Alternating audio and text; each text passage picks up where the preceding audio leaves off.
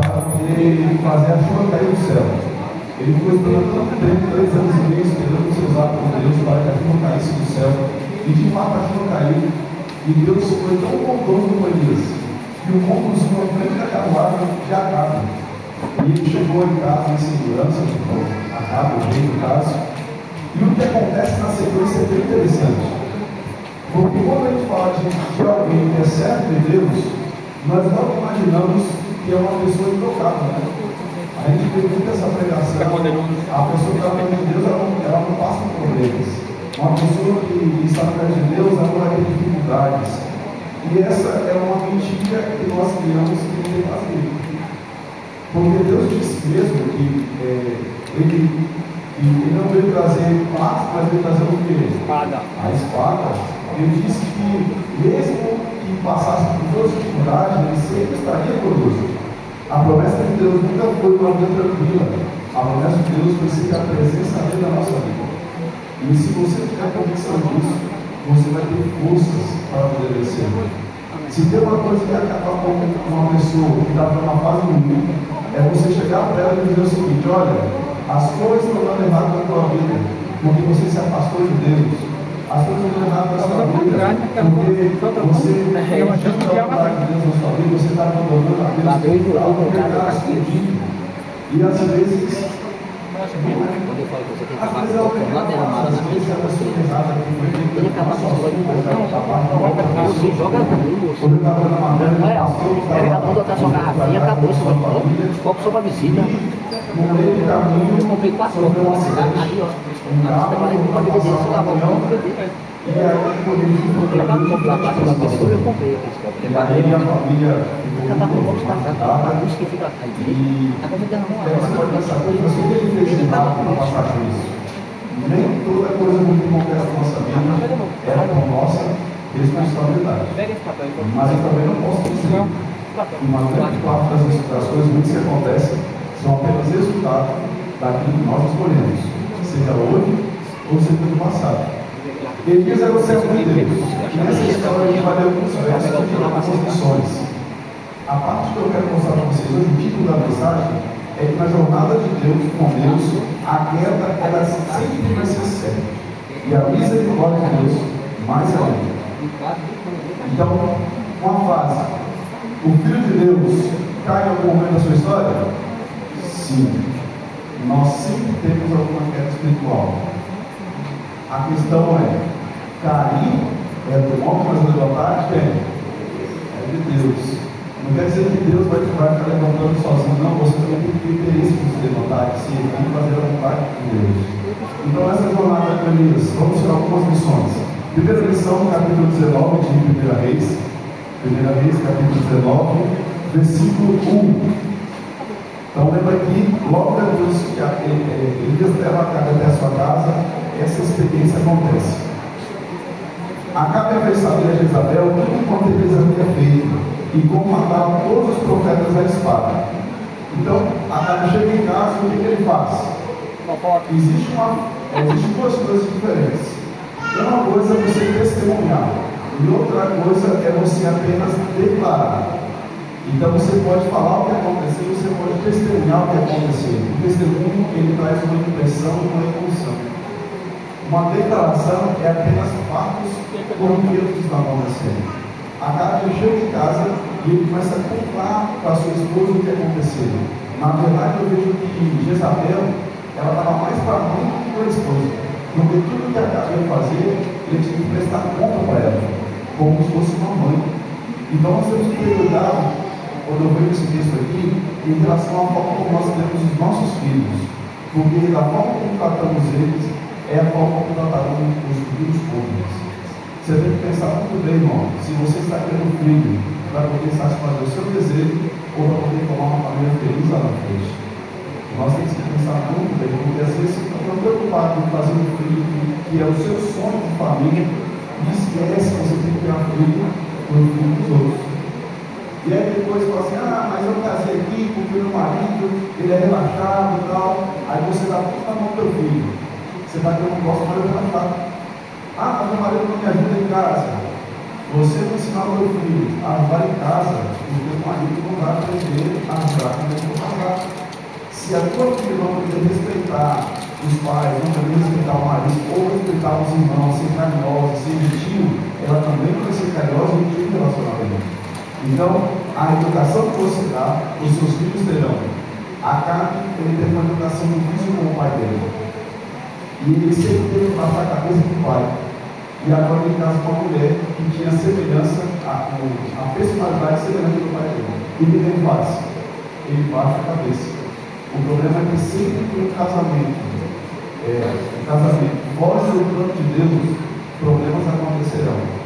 Tem mulheres que são autoritárias e elas gostam de estar no controle. E vou dizer para você, sempre, em algum momento, ela vai sentir falta de um homem que toma decisões. Porque as mulheres não foram criadas para ter um papel de direcionamento, de direção do lar.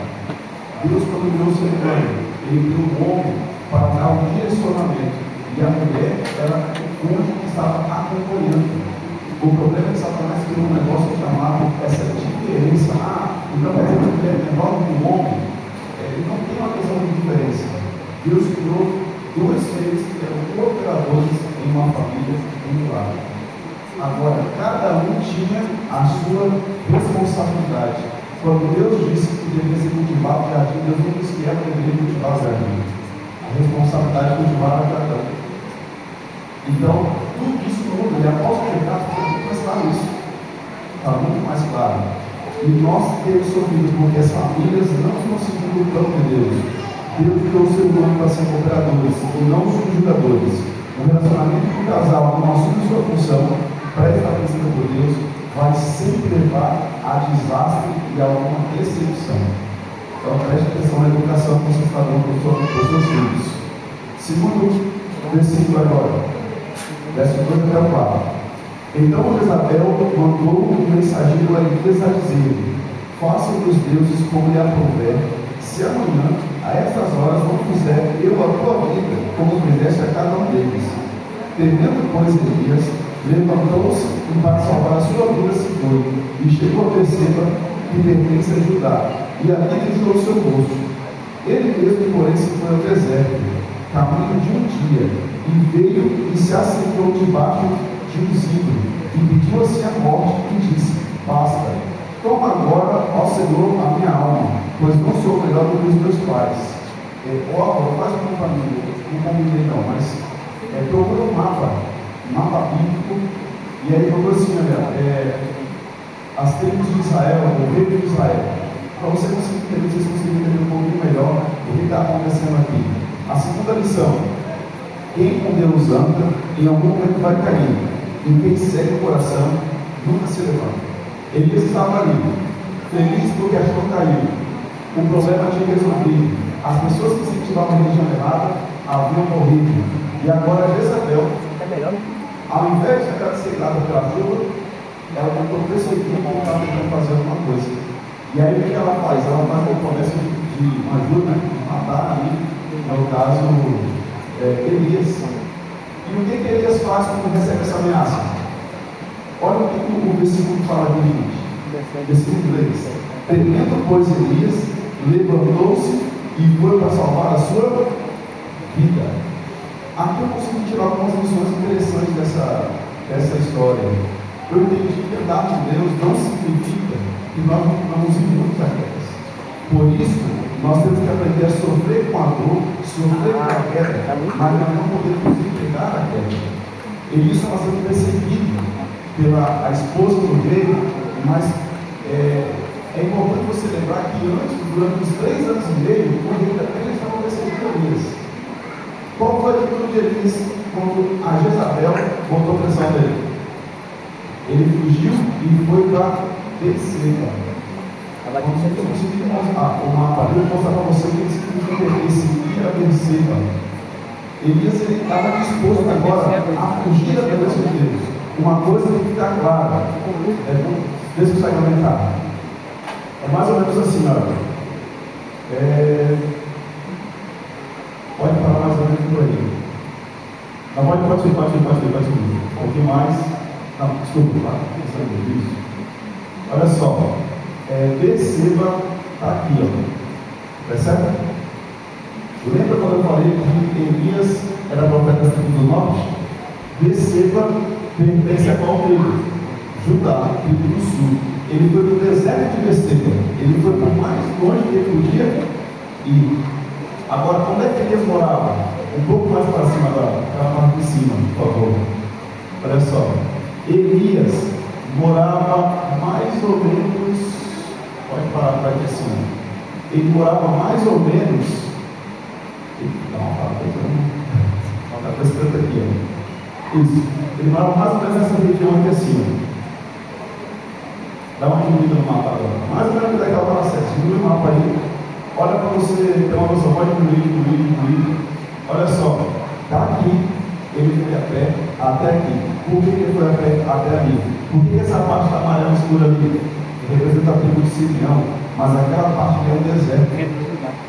A Bíblia diz que Elias ele andou quilômetros para fugir da ameaça de Jezabel. Uma leitura simples. Só fala assim, o cara fugiu. Mas aqui eu consigo perceber algumas coisas. Eu consegui entender que ele estava disposto a dar passos perigosos para poder fugir do plano de Deus. Ele estava disposto a salvar a sua vida, mesmo sabendo que Deus havia salvado a sua vida no palácio, em Querite, em Sarepta, no Carmelo, em todas as situações. Deus protegeu a sua vida, mas nesse momento Elias não ouviu a voz de Deus, e por base na sua depressão, na sua decepção, ele começou a focar no problema.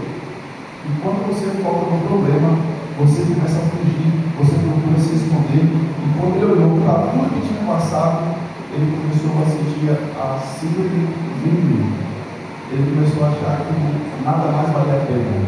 Ele começou a ficar triste. E como ele, o servo de Deus, fugiu, talvez você pense o seguinte: puxa vida, não é que coisa que fugiu. Às vezes você olha para as pessoas que servem a Deus e elas podem, elas passam por uma grande fraqueza, alguma situação difícil. Eu lembro quando teve a notícia do pastor de Massaraia. Os irmãos falaram assim, mas como pode, né? Ele estava lá pregando e ele passou por isso, e ele estava pensando, puxa vida. Os irmãos da igreja não conseguiram entender que qualquer um de nós somos seres humanos. Não, mas você não pode tratar os outros assim. Por que não? Quem de nós não passa por problemas? Quem de nós é fraco? Gente, se Jesus pensou em existir no plano, por que nós vamos exercer uma cobrança em cima do ser humano? Por que os pais exercem essa cobrança em cima do filho? Talvez o que você precisa entender hoje é que não importa a distância que você vá, Deus sempre vai atrás de você. Mas as pessoas que servem a Deus também precisam entender que pode ser que essas pessoas passem por alguma necessidade. Elias fugiu porque não é um problema dele. Elias não fugiu porque Deus lhe enviou. Próxima lição que nós podemos aprender nesse trecho é que Deus vai sempre te levar aonde Ele possa te colocar, mas a decepção vai sempre te levar para onde você não quer ficar bem.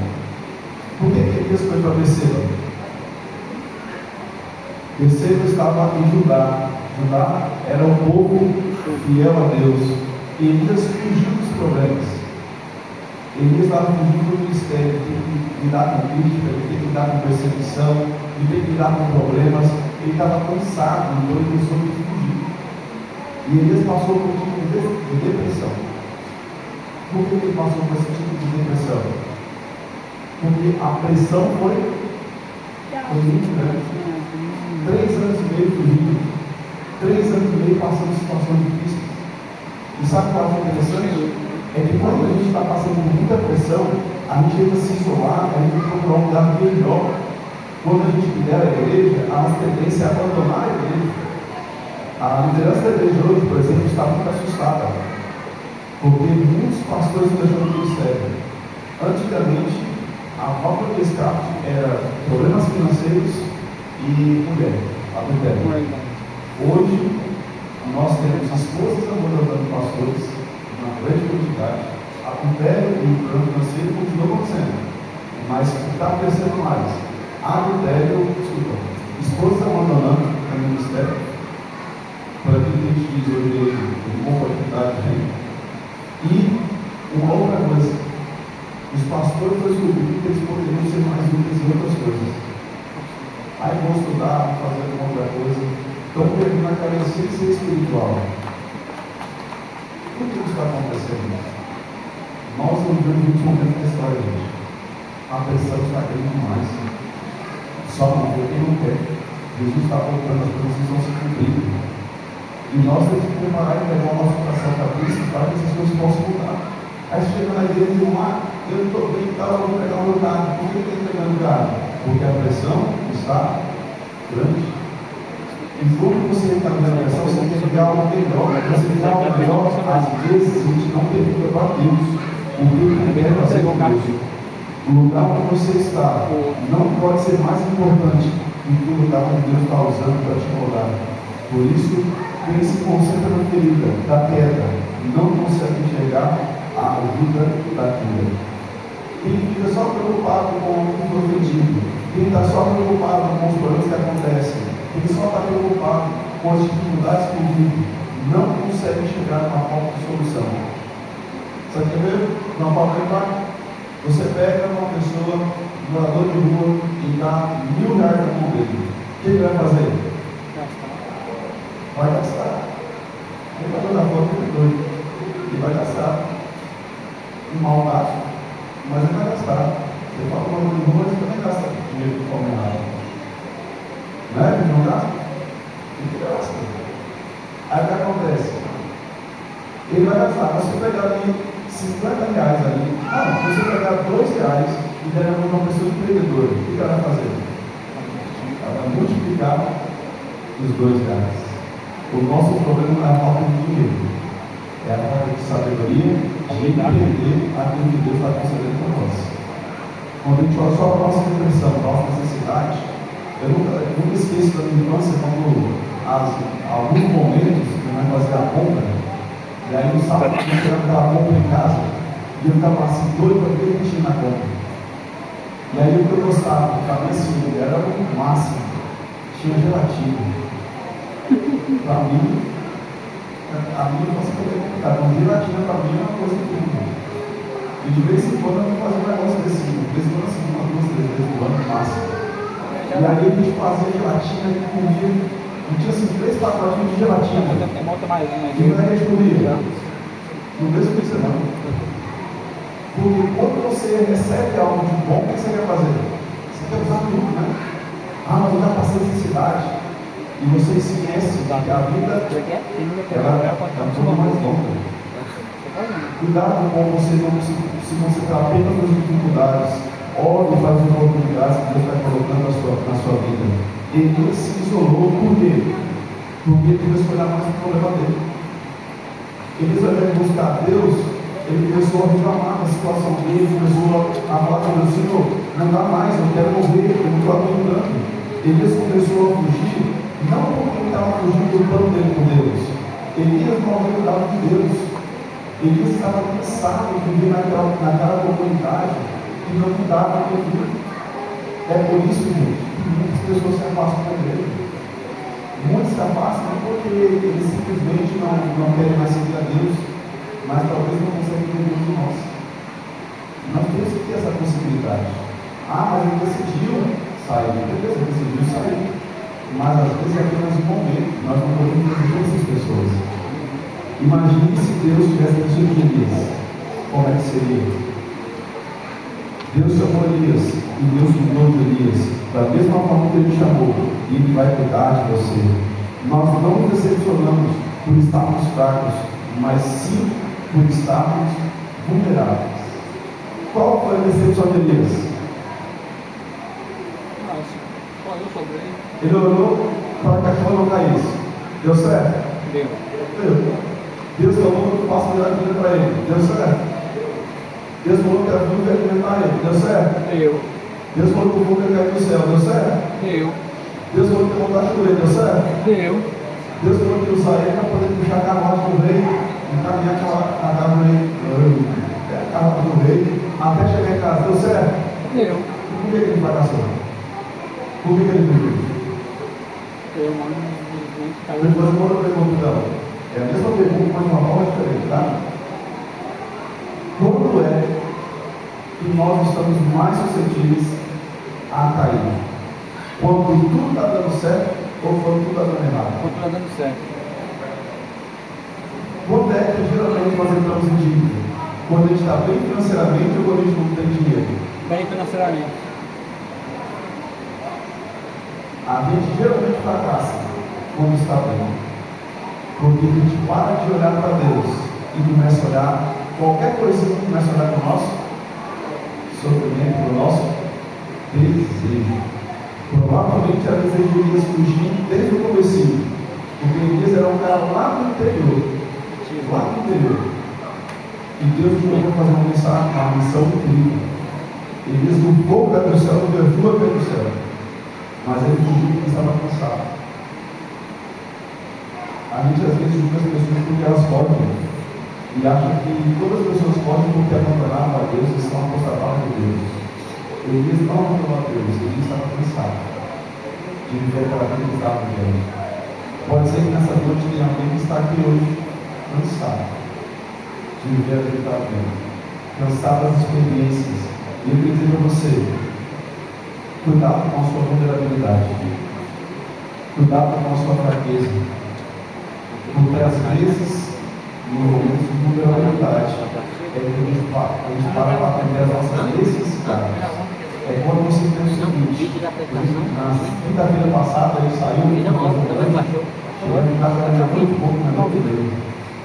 Aí eu falei, tinha da apresentação do menino. Ah, foi eu que editei o vídeo. Eu tenho um vídeo para estar com o celular. Pois é, na caixa. Você tem celular? Você não tá lembrando, não. Eu não sabia, era muito interessante. Você tem o vídeo do celular? Aí eu pensei, eu estou cansado. Então, a parte que eu deixo ali é porque o meu tá na oração. Porque a nossa tendência era para a nossa Qual foi a entrada? necessidade. E quando eu voltei às 5 horas, eu pensei, eu levantei de 4h30 para poder correr. Estava cansado, porque era muito grande, eu não tinha levantado mais cedo. Mas eu não vou levantar para poder orar. É para Deus que você pode ouvir. Eu não quero não. Aí eu só levantei e coloquei na roupa e saí. Vontade de vir? Não, mas foi essencial para poder, eu sempre quando tiver necessidade de falar assim, olha, a minha vontade eu quero fazer, eu tenho que lembrar. Eu já consegui vencer uma vez, eu não posso vencer. Eu acho que era melhor você olhar para a chegar aqui e falar com oração. Isso significa que eu abandonei a Deus? Foi um episódio da minha vida. Eu não venci. Mas eu posso vencer? Sim. Então nós temos que ter esse foco, olhar para as pessoas pela necessidade que elas estão vivendo. O ponto mais baixo da depressão, sabe o que é? É a autoconsideração. Olha o que acontece na sequência. No verso 4 mesmo, isso aí. Ele mesmo, porém, se foi ao deserto, caminho do dia, e em vez de ser foi debaixo do ímpio, e pediu o quê? A morte. Pediu a morte. Olha só. O cara do fogo caiu do céu. Está pedindo a morte por uma mulher que passou. Deus da terra, ele gosta, né? Está explicado que acaba obedecendo a mulher, né? Está mais bravo que a mulher da igreja. E aí depois ele fala o seguinte: olha, faça, Senhor, toma a minha alma, pois não sou melhor que os meus pais. Olha o que o versículo diz: deitou-se e dormiu debaixo do zimbro, e eis que o anjo me tocou e disse: levanta-te e come. Olhou ele e viu, junto à cabeceira, um pão cozido sobre as pedras, em brasa e uma botija de água. Comeu, bebeu e tornou a dormir. Voltou segunda vez o anjo do Senhor, tocou e disse: levanta-te e come, porque o caminho será sobre a logo. Levantou-se, comeu, bebeu e contou que estava vivendo na rua por 40 dias. 40 dias e 40 Botar você nem domingo e até o sábado. Nego Monte. Mas do dia pro lado descansar um pouco. Quantos dias ele está no próprio de Deus? Vou botar o teu semanal, vou lá, pra fechar, viu? Ó. Aqui eu vou dizer um negócio para você. Especialmente para dois grupos de Toda pessoas. semana, lá Para quem está pensando em se afastar. fechar a igreja aqui. Isso significa para aqueles que já se afastaram. Quer dizer? Volta com quarta-feira, tá? Porque o caminho que você foge Certo, já. é o caminho que você tem que percorrer de volta. Aí tem uns conselhos, a gente recebe de conselho, não conselho. E logo vai ser para você voltar. Então não fugir para o culto. Se é para fugir, tem que ir um pouquinho mais perto. Mas o melhor dessa história é que, independente de onde você for, Deus sempre vai montar um anjo para poder sustentar e te dar a força para você seguir o caminho. Deus sempre vai colocar um anjo na tua vida. A felicidade não pode ser transmitida. Ele estava ali querendo ouvir e pensando assim, puxa, eu não sou mais feliz. Deus não podia falar com o anjo assim, levanta agora e seja feliz. Eu disse que não ser feliz e Deus mandou ele para onde? Para Horebe. Qual que é o significado do Horebe? Horebe é um monte. Ele falou assim, Elias, você tem que voltar para onde? Ele não tinha que voltar para a função que ele tinha. Ele tinha que voltar para o Deus que ele tinha. Deus o colocou como uma pessoa, não para dirigir uma nação, porque era a carne. Elias era uma mulher. O problema foi o momento em que Elias começou a olhar para si, com a solução dos problemas. E ele viu que não era suficiente. Ele falou, eu não sou melhor que Deus? Irmão, você realmente não é bom. Você não é bom. Mas Deus vai te usar para fazer o que precisa ser feito. Deus vai te usar se você se colocar à disposição dele. Quando alguém se afasta dos planos de Deus, não quer dizer que essa pessoa rejeitou. Ela pode ter rejeitado o projeto, mas não o arquiteto. Deus fala para eles, você precisa ser Elias, você precisa recomeçar a sua história. Então, irmão, guarda na sua mente uma das perguntas mais intrigantes de Deus. Elias vai até o Monte Horebe e no verso 9, Deus faz a pergunta mais difícil que nós temos que responder. Versículo 9. Ali entrou numa caverna, onde passou a noite, e eis que veio a palavra do Senhor e disse: que fazes ali, Elias? Sabe, um dia a mulher estava lá no jardim, feliz da vida, e começou a errar. Deus chegou no jardim e fez a pergunta: qual foi o nome de Deus? Eu poderia trocar o que fazes ali? Como é que é? O que está acontecendo? Elias estava lá, fugiu do plano de Deus. O que Deus fez? Vou dizer para você, tem muita gente que está pregando um Deus e eu acho que Deus tem vergonha da sua pregação. E eu já falo completamente dessa pregação. Tem muita gente pregando um Deus carrasco, um Deus que te ensina a poder apontar o seu erro, mostrar que você errou, que você não tem vergonha, você tem dificuldade de vida. Um Deus que vai aceitar porque você é um pecador miserável e que vive repetindo os mesmos erros. Estou dizendo para você, irmão, Deus ele abomina o pecado, mas Deus ele deseja te usar e Deus deseja te abençoar. Deus deseja transformar a sua vida. Deus não é esse Deus carrasco.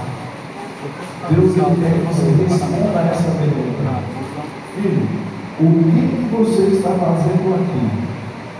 Por que você veio à igreja nesse dia? Quais são as suas intenções em ser um adventista do sétimo dia? Quais são as suas intenções em estar pregando essa palavra, estar vivendo essa mensagem? O que você está fazendo aqui?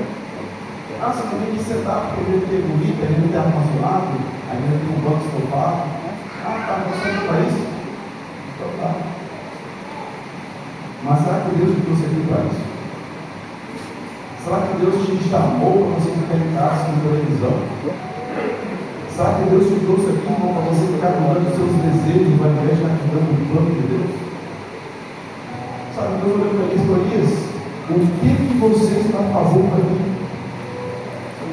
Sabe, Elias fica desesperado nesse momento, ele responde para Deus: olha a resposta de Elias, eu creio que a resposta de Elias é a minha resposta e a sua resposta. Elias respondeu no verso 10: tenha sido zeloso pelo Senhor Deus dos exércitos, porque os filhos de Israel deixaram a tua aliança, derribaram os teus altares e mataram os teus profetas à espada, e eu fiquei só e procuro tirar a vida. Senhor, eu estou aqui porque a igreja não quer mais fazer o que tem que ser feito.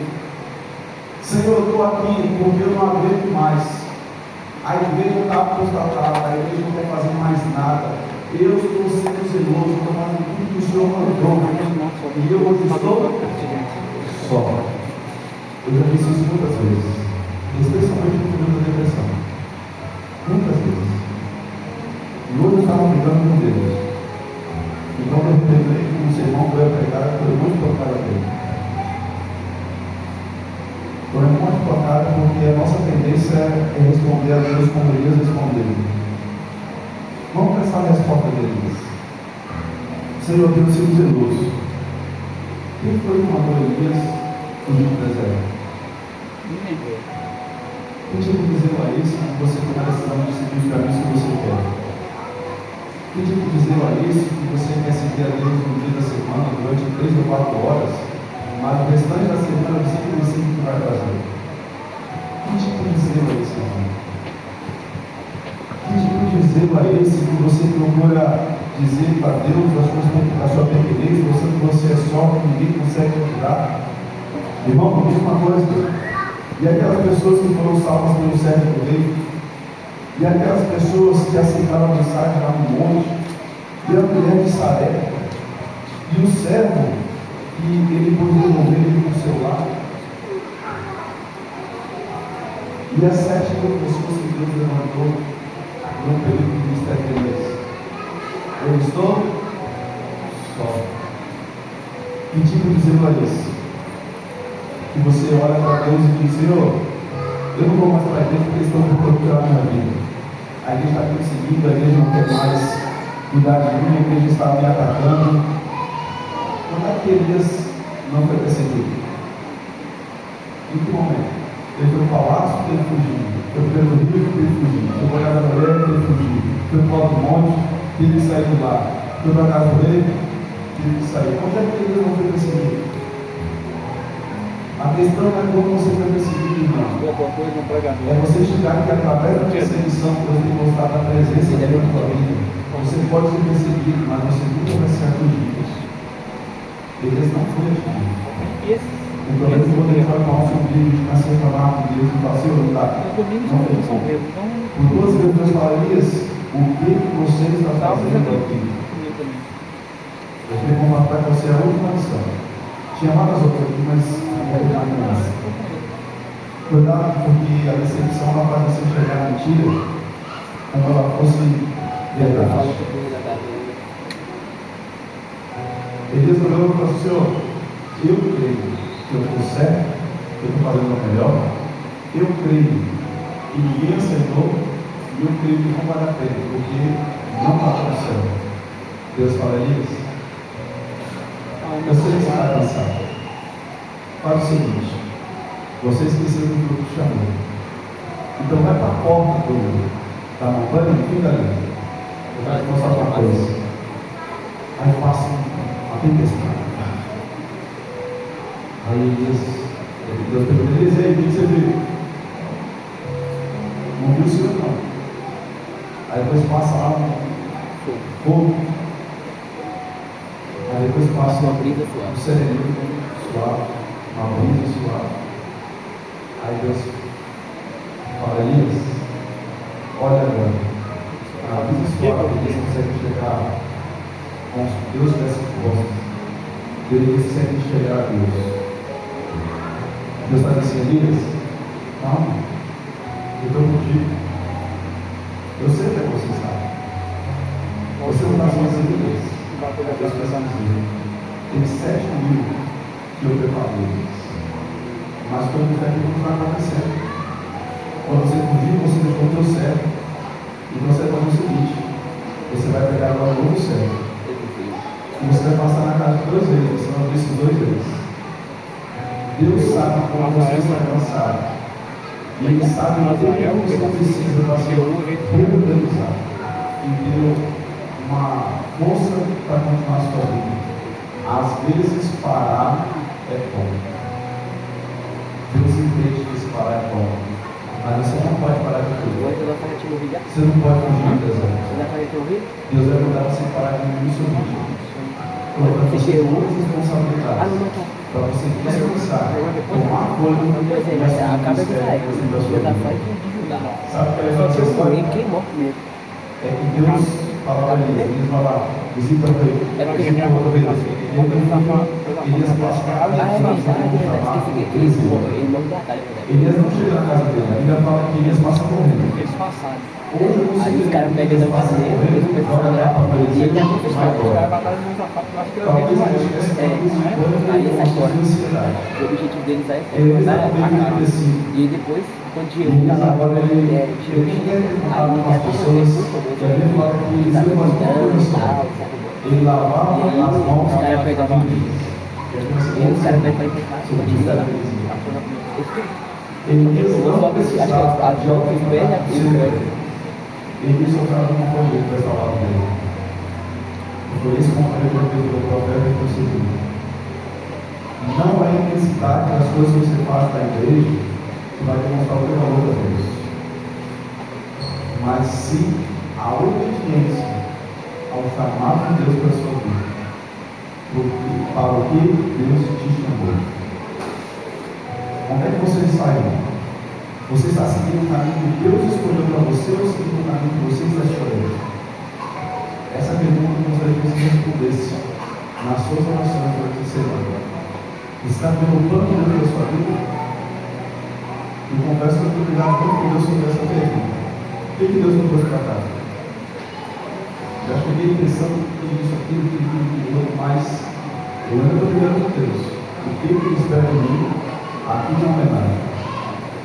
Se vocês estão aqui, Deus tem um propósito. Se eu estou aqui, Deus tem um propósito.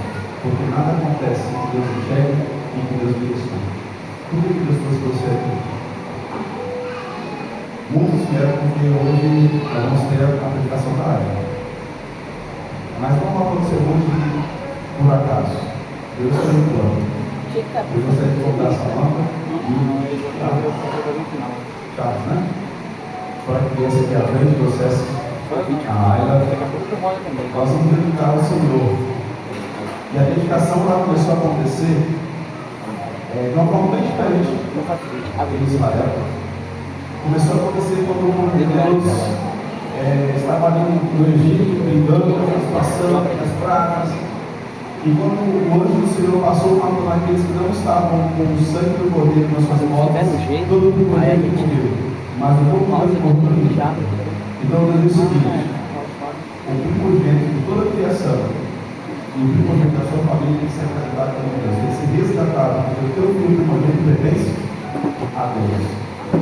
Então os pais levavam uma oferta a Deus e dedicavam aquele filho a Deus. Tá gravando? Levava esse filho para casa, mas esse filho era uma responsabilidade, porque deveria ser dedicado a esse Deus. Tudo que ele recebeu na sua vida seria dedicado a Deus. E no livro de Deuteronômio, ensina um pouco que os pais podiam ensinar os filhos nesse processo de ser dedicados a esse Deus. E aqui diz o seguinte: Deuteronômio capítulo 6, verso 5. Amarás por Senhor teu Deus de todo o teu coração, de toda a tua alma, de toda a tua força. As palavras que eu te ordeno estarão no teu coração. Tuas inculcarás aos teus filhos, e delas falarás sentado na tua casa, cantando pelo caminho, e ao deitar-te, e ao levantar-te. Também atarás como sinal na tua mão, e te serão por frontal dos olhos, e as escreverás no lugar da tua casa e nas tuas portas. Realmente, uma criança do dia, ela era preparada para seguir a Deus. Não sei se vocês sabem, se a Bíblia sabe, mas entre os 5 e 10 anos, uma criança do dia, ela aprendia todo o Antigo Testamento, todo o costume, o Pentateuco, de cor, de Gênesis a Deuteronômio, tudo decorado, tudo decorado. Depois dos 11 até os 15, eles aprendiam logo depois de Josué ali, e iam até Malaquias, tudo decorado. E se eles não fossem os melhores dos melhores, eles seguiam a função dos pais. Mas se eles fossem bons, aí eles estavam bem chamados de idade, que era um estudo para poder entender as tradições e os costumes da igreja. Primeiro as crianças aprendiam a Bíblia e depois aprendiam os costumes. Por que eles precisam da palavra de Deus? Eu vejo que nós temos uma dificuldade aqui. Nós ensinamos primeiro os estudos e depois a palavra. Nós temos que pensar em variar isso. Será que os nossos filhos vão ser incentivados a aprender a palavra de Deus? O texto diz que ele tem um novo caso, ele lá na cabeça dele. Na casa do cordeiro, em todas as portas existe uma caixinha de texto da Bíblia. Então eles passam, eles veem uma porta, eles falam, recitam o texto. E os nossos filhos, assustados, porque os nossos filhos sabem como é jogador, sabem o nome de programas, de desenhos, sabem como de culturas. Fazer um outro processo de estudo, né, Chato? E ver como é que tá a vida dele. E eu fico preocupado porque eu, como pai, não tenho conseguido fazer essa transformação. Ainda estou preocupado com o dormir. Então não permita que a raiva siga nesse caminho. Comece a colocar no culto familiar a Bíblia. Desde agora vai aprender a estudar a lição. Desde agora vai aprender a cantar. Se vocês colocarem isso como seu princípio. Mas a Bíblia diz o seguinte: ela batizou grávida, eles colocaram a cadeira para ela poder batizar. Ela estava bem com essa mão. E por enquanto, até o batismo dela, a salvação dela depende da fé de vocês. Então, é uma grande responsabilidade. Apresentar uma uma cerimônia. É um compromisso que nós temos com Deus. E que essa criança vai servir a Ele. E vocês estão pegando ela para Deus proteger. Mas Deus só pode proteger se vocês permanecerem no caminho de Deus. Vocês aceitam esse compromisso? Amém? E a igreja aceita esse compromisso de estar apoiando essa família na formação, na criação da área. Não apenas fazendo que ela participe de programas especiais, mas que ela possa conhecer o nome do nosso Cristo e quantos querem apoiar nesse ministério. Amém? Então nós vamos voltar aqui a nossa secretária, ela vai estar com a Levancina, vamos estar aqui, ó, primeiro compromisso, uma palavra de Deus.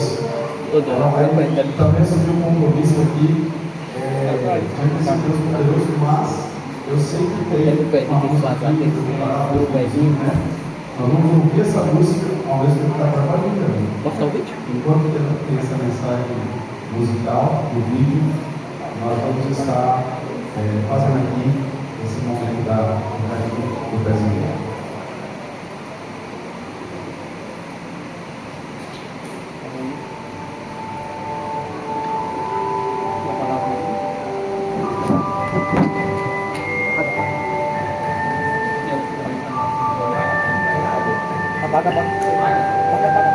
Apaga. Não, aqui. É o LED.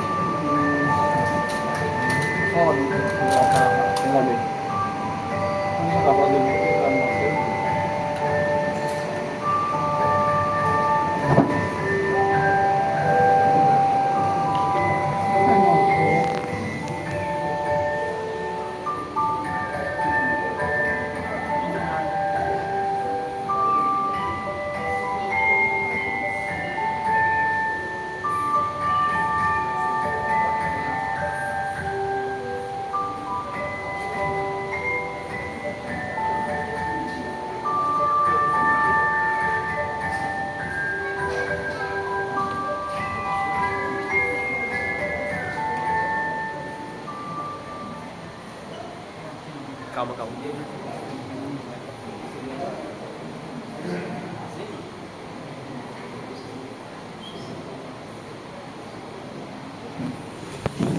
Tira o vídeo.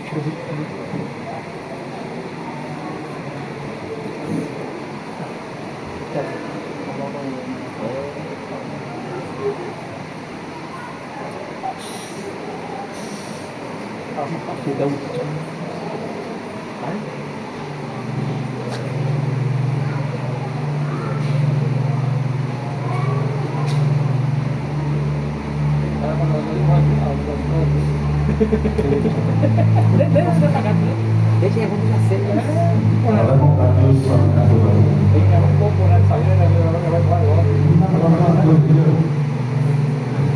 Tina, Rodolfo, Dayá, pode vir. E Juninho. Tamires e Débora. Mais ou menos? Vem, por favor, aqui, ó. Vocês vão estar no camarote aqui abençoando. Esse momento é bem especial, nós queríamos dizer que a gente para abençoar todo mundo que está aqui ao redor.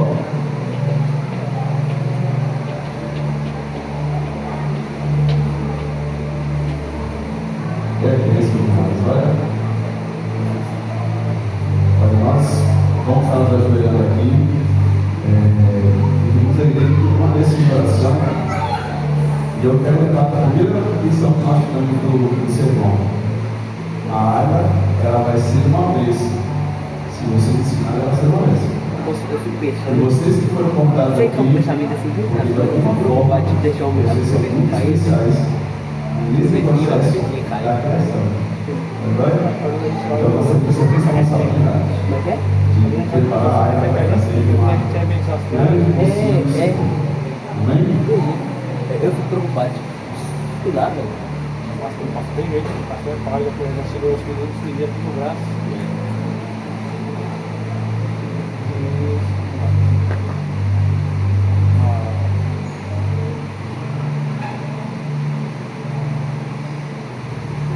Senhor, meu Deus, poderoso Pai, nós louvamos, Pai, pela maravilha da criação, especialmente pela beleza da reprodução que o Senhor teve de paz, Pai. Te agradecemos pela área, quem sabe das probabilidades, da dificuldade, de uma gravidez, e sabemos que a vida é um milagre. E te agradecemos porque a área hoje está testemunhando esse milagre para nós. Ela está aqui mais ou menos dedicada ao Senhor, pela sua família, imperfeita, mas uma família que precisa, Pai, ser dirigida por Ti. Por isso eu peço que complete aquilo que ainda existe falta no coração deles. Que somos como amigos, como familiares, como uma igreja, para ajudá-los na formação da área. E que a área muito em breve possa ser o compromisso dela com o Senhor através do batismo. Que ela possa ser o compromisso através da missão dos outros dons dela, Pai, com uma nova geração sendo criada pelo poder do Santo Espírito para os eventos finais desse tempo. Abençoe-a, dirija, Pai, segundo os teus caminhos. E o anjo que o Senhor escolheu para estar lá perto possa estar, Pai, cada dia sendo fortalecido pelo Senhor e sendo uma bênção para essa família. É o que nós pedimos em nome de Jesus. Amém.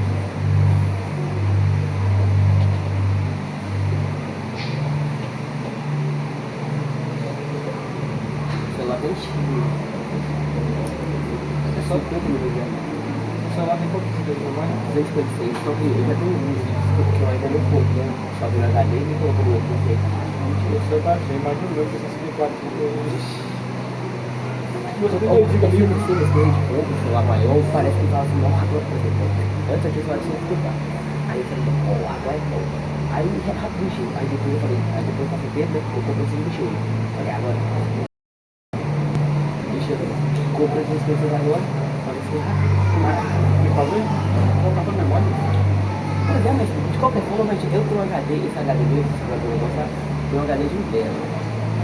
E o cada vez vai mexer, Tem né? um aplicativo no Play Store com uma Terabox. Foi isso também. Eu nunca usei, não. Eu fico preocupado com Quando ele está em pé, nesse momento, Ninguém fala, lembrar que nós estamos aqui com um propósito. dá algum problema e já. E o nosso propósito é permitir a Deus que Ele dirija a nossa vida.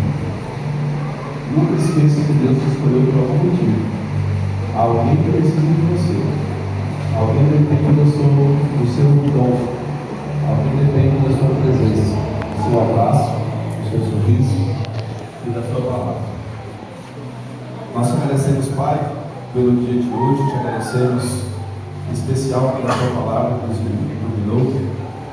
E queremos, Pai, que o Senhor nos ajude a responder essa pergunta: onde nós estamos? Por que nós estamos aqui? Nos ajude, Pai, a entender por que o Senhor nos escolheu, para que possamos viver, Pai, segundo a tua vontade.